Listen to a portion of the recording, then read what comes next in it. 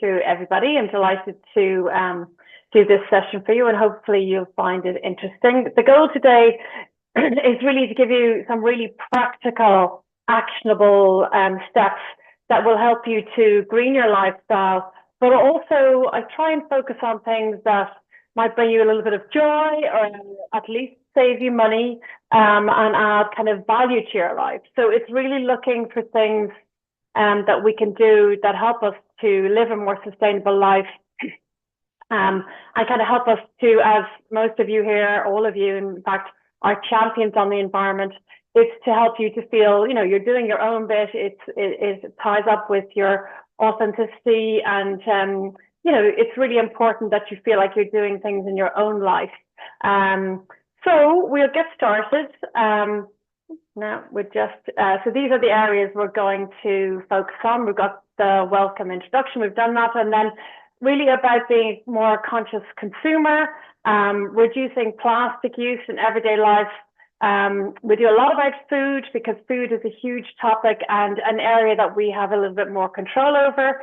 And then we're going to do 12 habits, which is a framework for your own personal sustainability. And my main advice here is to just choose something small, start with one thing and move from there. I think that's a more sustainable approach for us all. So obviously, you are the message. I mean, in your companies, when you're being there as the environmental champion, you're very much the person that people look to. It can be a bit of a lonely station. I have talked to a friend recently who we talk about environmental issues all the time, and she likened it to smoking, telling people to give up smoking. And I think that really resonated with me. That's how I've felt over the years, is that you're trying to encourage people to, to give up something. And it's about trying to make that a more positive message. So, this is good for your life. It's good for your lifestyle. It can save you money. It's not all negative. And it's kind of making a move away from a kind of a preachy, guilt-ridden approach to actually saying, look, this is valuable, in terms of, like, the analogy with smoking. It's about living a healthier life in terms of giving up smoking. So with this, we're talking about adding to your life and, yes, greening your life at the same time. I think when you're in that position, is that you have to really kind of start with yourself, build your own sustainability that gives you a much better, coming from a much better place. You feel a lot more authentic, and kind of show people rather than telling them what to do. You can provide, a good kind of role model for other people. And it aligns your lifestyle with your personal mission. I worked for many years advising government and business, and really, I suppose I at one stage looked at myself and thought, well, I feel like a bit of a hypocrite here in my own life, not driving the best type of car, and doing lots of things, wasting food. And so I suppose that kind of what really got me to focus inwardly on my own life, my own family, my own habits. And, I think you'll find, if your heart is in that place, you'll get a lot of value out of this and making small changes. So we can all start by being a more conscious consumer. Simple things again, to track what you use and what you throw away. Your bins are a great message back to you as to what you're just not using anymore. Notice your patterns. Are you prone to, impulse buys, or are you buying things that have a lot of packaging? I mean, obviously, a lot of us are doing back to school at the moment, and you notice all the plastic that comes with school uniforms online. Well, can you purchase them in the shop? Sometimes that's not possible, but sometimes it is. And it's all about identifying your own weakness. We all have some areas. For my husband, it's tech. He loves tech. For me, it tends to be fashion. So just taking actions, like I've unsubscribed from all those emails that are bombarding you with just tempting emails, telling you have to have this, and, encouraging you to buy. And it actually adds a lot of calm to your life when you stop getting all this noise, which they're anxiety inducing. And, it has the benefit also of releasing you from that, and, not distracting you all the time. I suppose one of the things that I focus on is asking myself, like, do I really need it? Will I really use it? Is there something in the house that I can repurpose?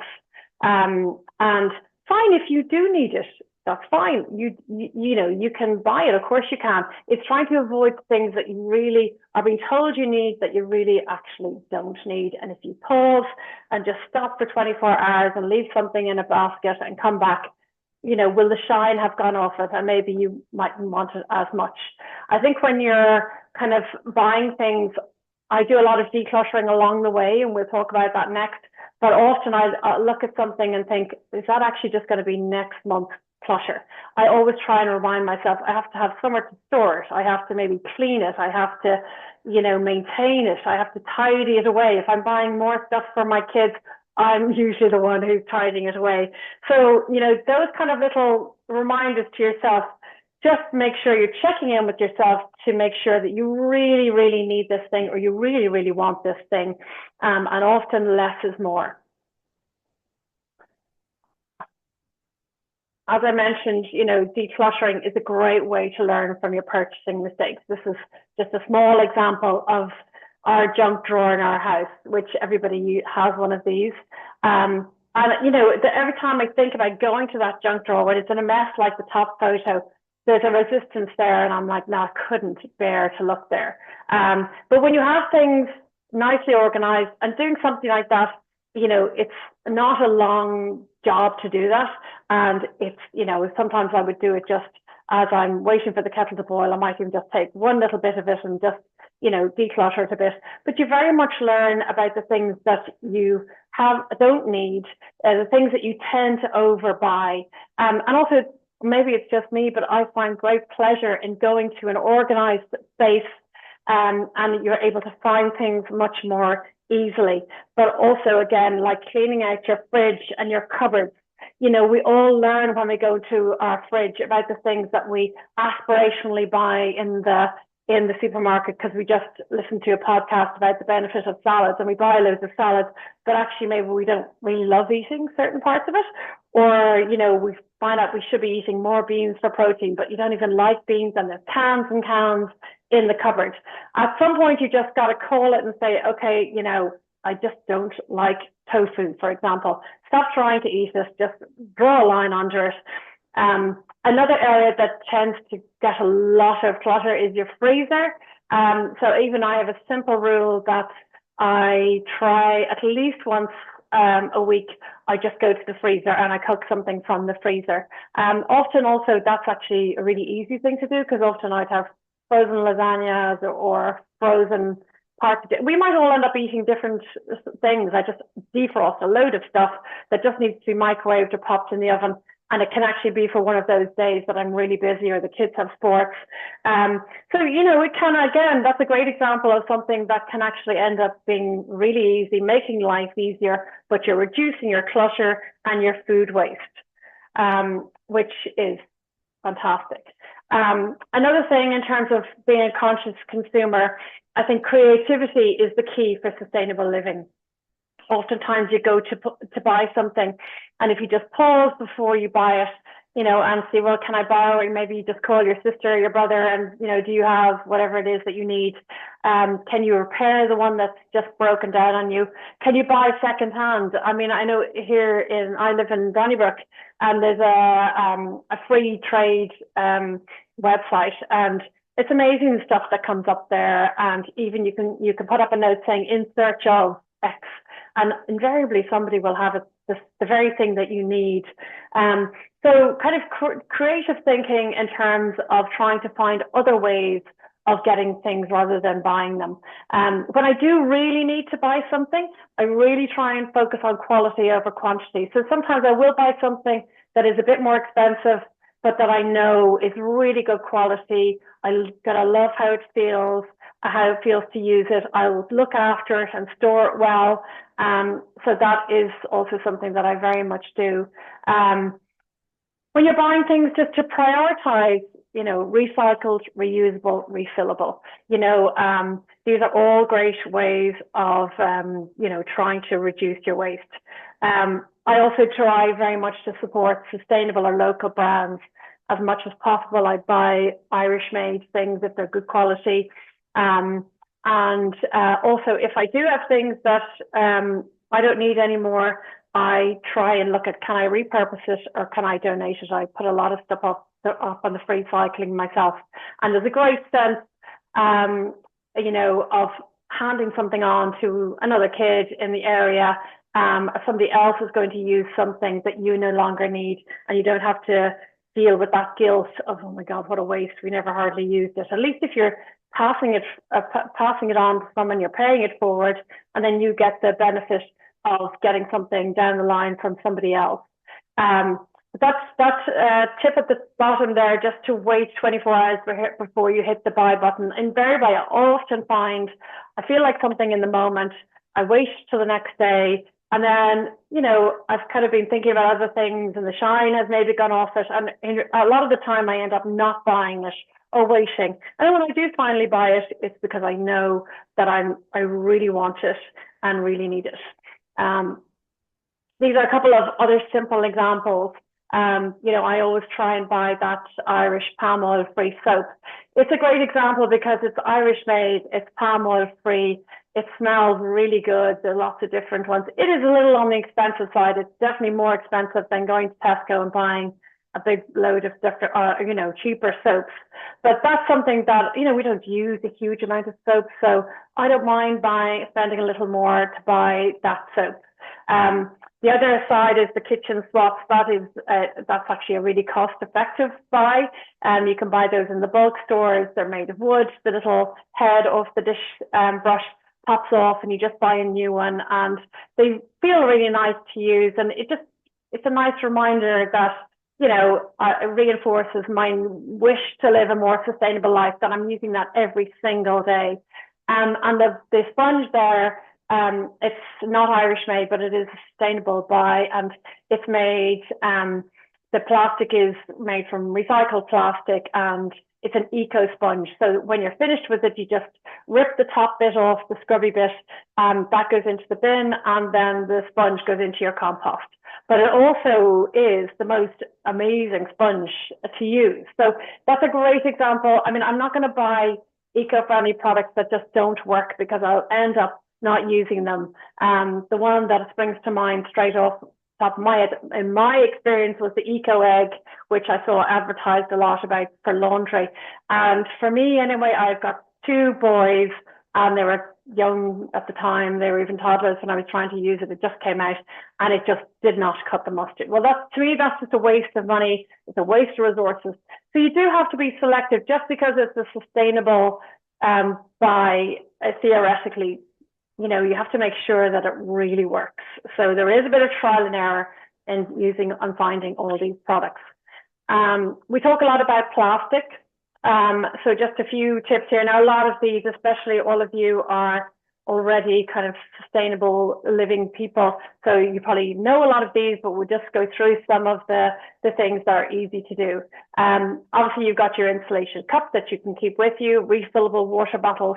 It's fantastic now to see going through the airports and everything that there's a lot more water fountains. So bringing a refillable water bottle is really worthwhile doing. I think that's the time that I find often I am buying a lot of stuff that's plastic and single use, is when you travel. So when you're traveling, if you have a few bits and pieces to try and reduce that, it really will be helpful. I use things like I choose tea bags that don't have plastic in them. I really don't like the idea of drinking hot tea that has from a tea bag that has plastic in it. Anyway, can't possibly be good for you. So using plastic-free tea bags. We make our coffee in the Bialetti, the little Italian coffee pot. There's something lovely about using it as well. It's an old-fashioned kind of pot. There's a whole process and ritual of getting the coffee ready. I buy a big bag of beans and grind them myself. The coffee's really fresh. It smells so good. So that's, again, something else. If you like your coffee, to go to that, extra effort to find a sustainable solution that you really enjoy is really fulfilling on lots of areas. Having your fold away shopping bags with you. buying loose fruit and veg as much as you can. That is a little bit easier these days than it used to be, but it does depend. Sometimes it's hard to do. But also buying the loose fruit and veg, you can buy just the amount that you need, which is another benefit in terms of reducing your food waste. Buying reusable produce bags and using compostable bags. Again, be careful with those. They have to be compostable, not biodegradable. Everything's ultimately biodegradable, but you want compostable, which means they break down really quite quickly. I think that actually, again, I really enjoy is the bulk store. If you have a bulk store in your area, it's a great way to shop. You, again, just buy what you need. You have to go a little bit prepared and you have to fill your own bags and everything. I personally kind of enjoy doing that. It's not a big deal for me. I can buy a lot of stuff in the one place, and I have done a cost comparison, and it's the prices are about the same level as Tesco. Some of them I found might be a little bit higher and some are a bit lower. But generally speaking, it's very cost effective, and it's a great way to avoid plastic and a really good way to only buy what you need. If you only like a small amount of a certain bean or grain, it's great for all the rices and beans and some unusual carbohydrate kind of beans and grains that you wouldn't necessarily get everywhere. So it's a really nice experience. Instead of using cling film, people use beeswax wraps. I use glass jars. I'm a big fan of the glass jars. They come free with things. They're the big thing with the glass jars.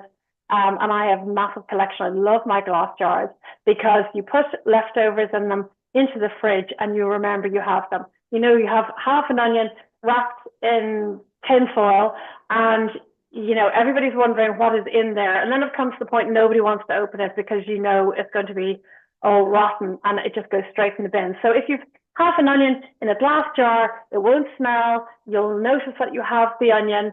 The other thing that I find it's brilliant for is if you have kids, I have leftover, let's say, rice and a curry. I make little snack pots up and I put them at eye level in the fridge in little small glass jars. There's the small little yogurt jars, like a cute size. The kids love them and they're small amounts. They're not intimidating to use and they're ready to go. And it is just amazing how, you'll find your kids will eat them up, or even putting fruit cut up into a jar at eye level in the fridge. It's amazing how both kids and adults will eat it. Whereas if fruit is sitting in a bowl or in the drawer, nobody will touch it. So the glass jars are a great little tip for just reducing food waste and also getting your kids to eat some kind of healthy foods for yourself. And then when I'm buying, I try and buy, oil in glass bottles, for example, or like soy sauce. I try and get the glass bottles in paper or refillable, reusable packaging. Try to avoid any of the glass bottles. For shampoos and that, I buy them in the bulk store or in bulk online and then just top them up, and it massively reduces your plastic. Plus, if you've got the space to do that, it's great to have a good supply of all those things ready, handy, not running to the shop all the time. So that is a real bonus for me. Here's a couple of examples of some of the things I do. On the right, there's the bulk store. You can see you can see that the dish brush, that's the spare heads that you can buy for the dish brush. You can buy the palm oil free soap in my one up in Rathmines. And then, you get your liquids. You've got to bring the jars for the liquids. So that's just something to remember. But if you don't have your own bags, you can just use the brown bags. But it's a great way to shop. And it's nice to support these shops that are trying to do things differently. I think they really do need support. And then the other thing that I do is I use a veg box service. I don't use it all the time because actually there's a lot of fruit and veg in it. It lasts for ages. So I maybe do that once a month. But it's a bit of fun as well. It's amazing when it arrives on your doorstep. Sometimes, especially, during the summer and that, when broccoli and all arrives. It's just absolutely beautiful, and the kids love it as well. And kind of a bit of fun unpacking it. I sometimes buy the kind of wonky box, which is like all the wonky vegetables, and you never know what you're going to get. And if you like to cook, that can be a bit of fun to kind of challenge yourself and cook an unusual vegetable that you're maybe, don't normally buy. The veg box is more expensive. It's not the cheapest way to buy fruit and veg, but it is all organic. It's super fresh and it lasts way longer than your supermarket veg. So that's great. So that brings us nicely on to a little bit more of a focus on food. One of the key things I find with food is to keep a low manageable food inventory.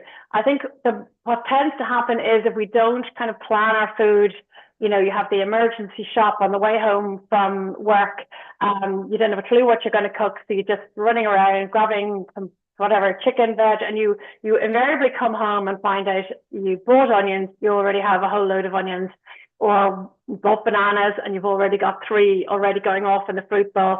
So a little bit of forward planning and keeping a low inventory in your cupboards is great, because it takes a lot of the pressure off. If I have a lot of food, which I don't really do anymore, I used to do a big shop. I tend not to do that as much anymore, because I find having a full fridge, there's always stuff at the back of the fridge that's invariably going to go off.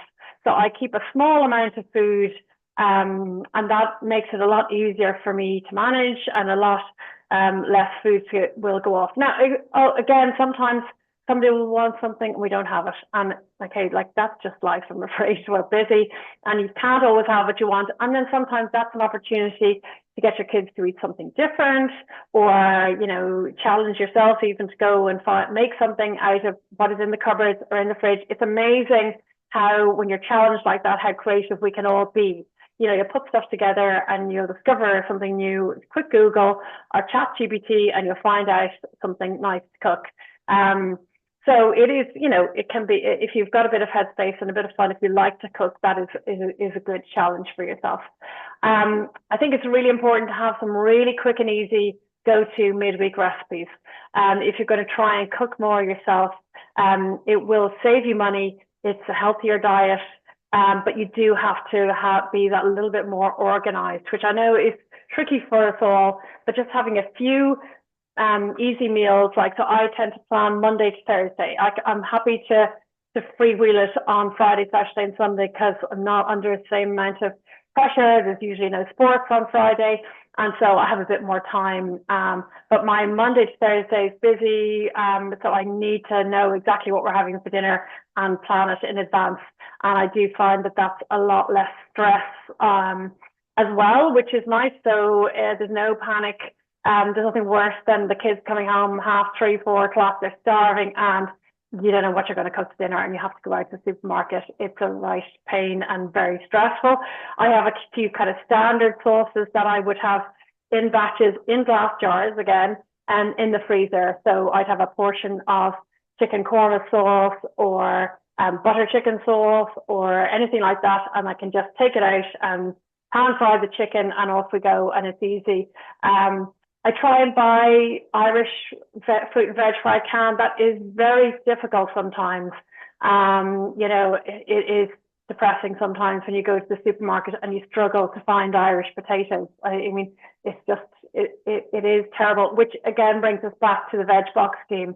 The more, if you can afford to support a veg box scheme and buy Irish fruit and veg, that is, it's so sustainable and it's far better. And I think you are eating in season then, and it is way better for you.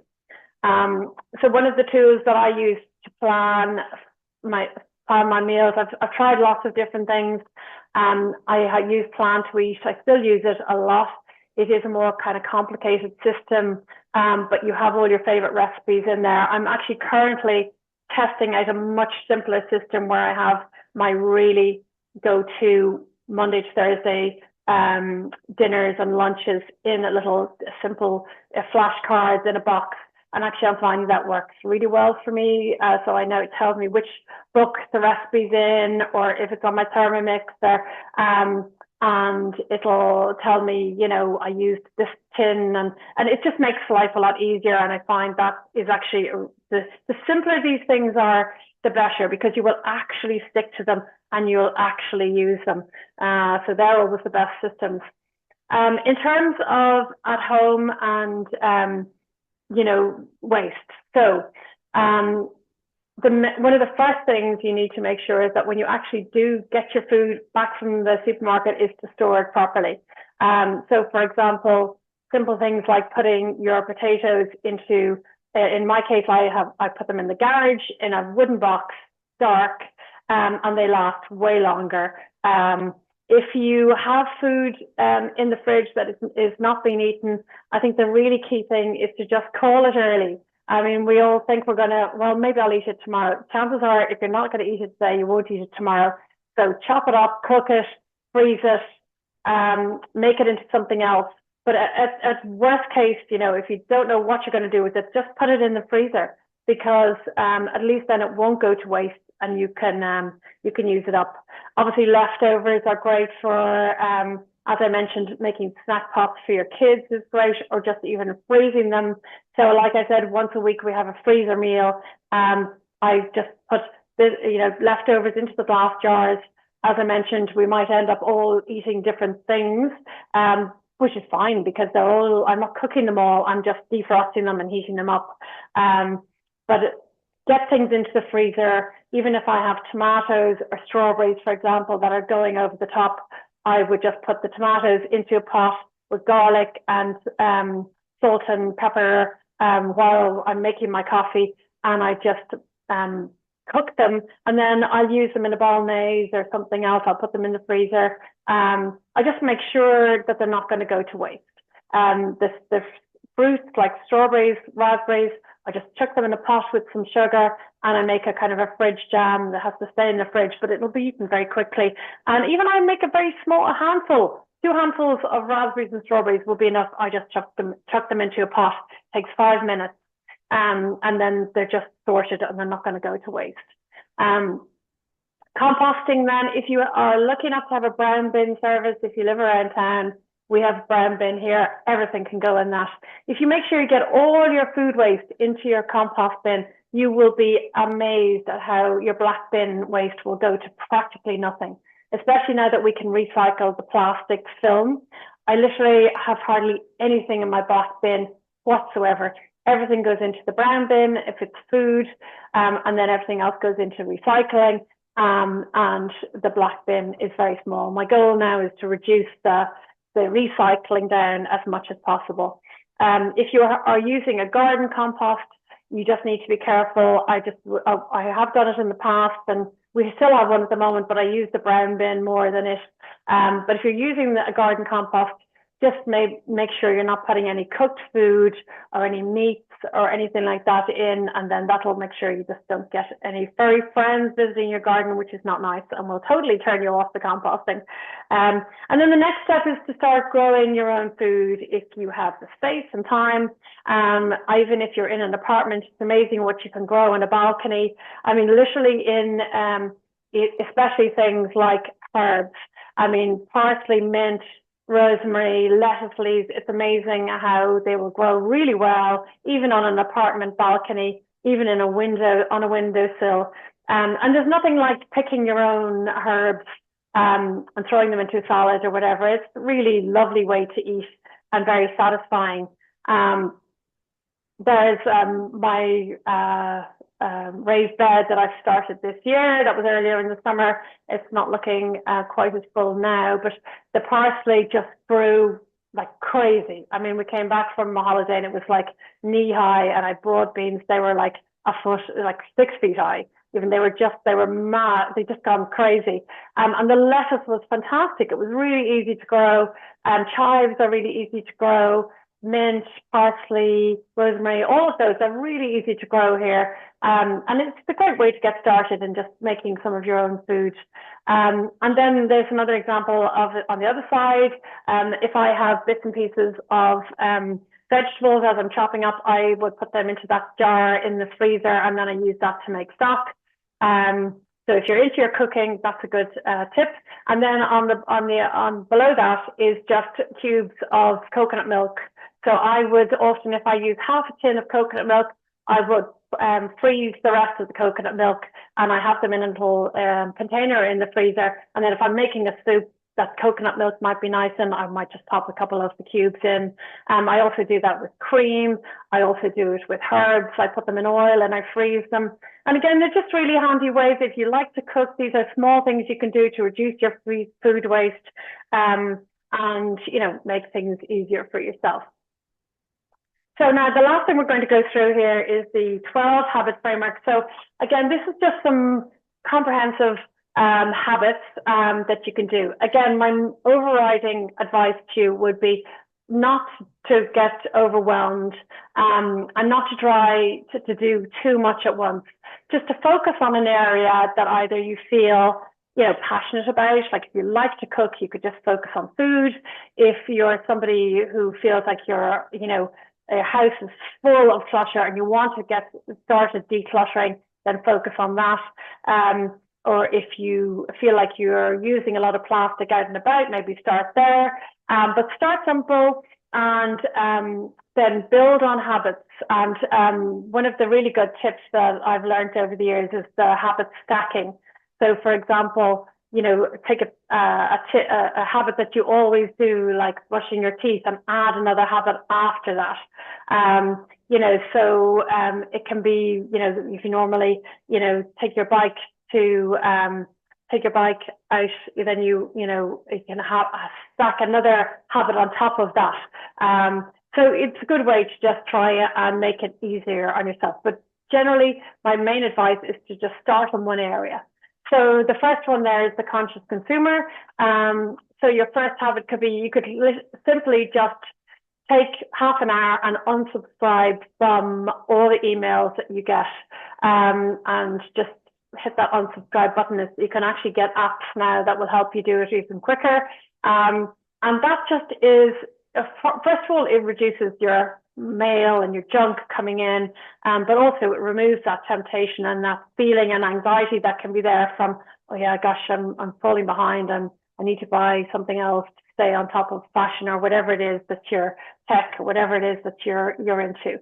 Habit 2 is just starting the practice of waiting before you hit the buy now button. So just agreeing that, okay, I'll wait 12 hours, I'll wait 24 hours, I'll wait till the weekend, whatever habit you want to, whatever time frame you want to put around it, just to pause. And even might only be an hour to start with, but just pausing before you purchase, to just help you to pause before buying something else.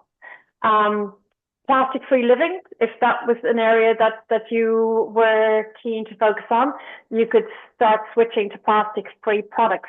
And even within that, you could pick a particular area. So you might say, okay, I'm using a lot of plastic for when I go out to get lunch. And you could say, well, okay, I'm going to bring my lunch instead. Or I'm buying a lot of a particular type of product. Well, can you find another product to switch to? So you could just focus on that. Sustainable food, there's so much you can do on the food side, so much. But some easy things are planning your meals. And again, that could be as simple as something like I do, which is Monday to Thursday. And you might even start with just planning Monday, and then build the habit then from there.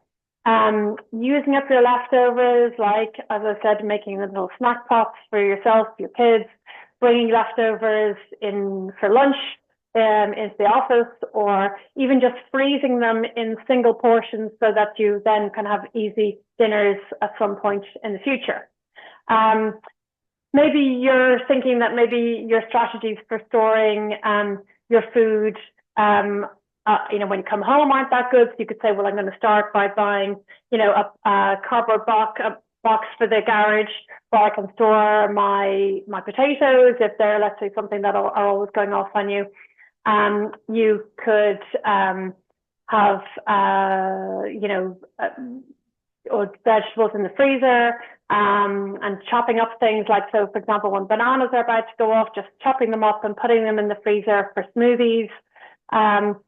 Habit 11 there is buying locally and in season, or ideally, if you can, grow your own fruit and veg. Then minimal waste, things like single-use kitchen roll, wipes, cling film, other things that you could use. As I mentioned, I use a lot of jars, I use glass containers, I use old t-shirts and I cut them up for using as hankies and stuff. You could start composting, and that could either be using your brown bin or setting up a garden compost, whichever is appropriate. As I said, if there is a brown bin service, and there should be now everywhere, all the towns in Ireland, then you should be starting to use that. Find out if there's a free cycling app on WhatsApp group. They're absolutely fantastic for getting rid of clutter, and then also for picking up things, instead of buying them, picking up things from and getting them from somebody else. And also secondhand shopping. So the secondhand shopping has majorly improved in terms of the fashion side. And then you've got Done Deal and adverts, which are just amazing for picking up really nice stuff that somebody else just doesn't need or want. Sustainable fashion, then buying pre-loved clothing. You've got Vestiaire, you've got Depop, you've got Vinted. You've got another crowd now called Selfie, which is actually H&M I've bought. And there's thousands of pieces of clothing out there, and especially, for your basic things, or else for your very high-end things, they're really good for all of that. And then for green cleaning, I do a whole session on green cleaning, but basically, even if you started off just making your own multi-purpose cleaner, I use basically a tablespoon of a Castile soap in a cup of water. I make my own Windowline, which is literally a tiny drop of washing up liquid in 500 mils of water, and that is way more effective and avoiding all those chemicals. But that's I could do a whole session on that. But it's another area where there's so much you can do, and again, for your own health, it's great to get those chemicals out of the house. So that's a full rundown of the various habits that I have. And again, as I said, I would start small, pick an area that you feel you're interested in, or you could make a lot of improvement. And every small step that you do really does count. It helps you feel a bit more empowered and in control in a world where, there's been a big move against environmental measures. Obviously, we've got Trump in power now, which has not been good for climate change. So, these are all things that can help you to feel like you're taking some action yourself, and help you feel more empowered. So I'm really happy to take any questions that you might have. And I don't know, Nadia, if there's been many questions in the chat there. Yeah, I think there's one person who did raise their hand. So if they'd like to pop it into the chat now, that would be great. Or if you'd like to go, I can even I don't know if I can see the chat. Do I stop sharing the screen to see it, do I? I know, that's fine. That's fine. You don't need to do that. Maybe call them out to me. Yeah. Gavin, I see that you've got your hand raised as well. Would you like to go ahead and ask a question? Just unmuted. I don't know if you can hear me. Yes, we can. Thank you very much. This is really useful. And Nazia, I know for myself, my chat's disabled, so maybe other people have a similar situation. For the questions, but I got some great ideas here. Thank you. And my question is, Paula, I know it's slightly outside the scope of this presentation because I know it's in the name. It's personal sustainability, but I know while we're trying to kind of change our behaviours on an individual level, we can't stop thinking about actions on a community, organisational or industrial level that will have bigger impact. Is there anything you've done on a community level, as well as your personal lifestyle changes, that might give me an idea? Okay, well, like my background is I worked for Sustainable Energy Ireland, and actually, when I was there, we set up the Communities Grant Scheme. So I don't know if you know Better Energy Communities.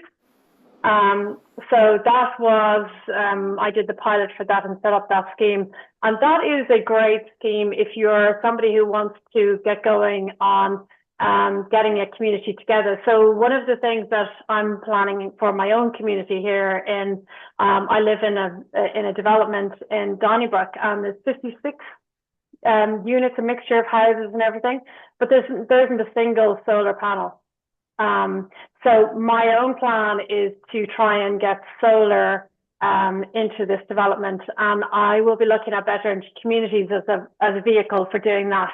And also the utility companies have an obligation, they have a statutory obligation to help consumers to reduce money. So they will also help with that. So I have contacted one of the utilities that I knew in my previous work in the energy side to see would they support us as well. But that's the kind of thing that I'm thinking about here. And also we have a little garden to try and get people to start growing herbs, and we've grown a few herbs, but it has a long way to go yet. But that's another thing that I'm doing just here in my own immediate environment. But the solar is a big investment, but there are grants available for it, and working as a group together is a much easier way to do it because people are less scared to invest because the neighbours are all doing it together. You've got a bit of leverage over a contractor. There's loads of reasons why you want to do these things at community level. And I also do an awful lot of work with the schools. My kids were in a national school here in Donnybrook. I did a lot of work with them, and they're in a school, they're in Blackrock now. So I've been doing some work with Blackrock in terms of trying to get them to do composting, and they're actually joining the GIY pilot, which is Grow It Yourself, the pilot. So I've got put them in touch with them.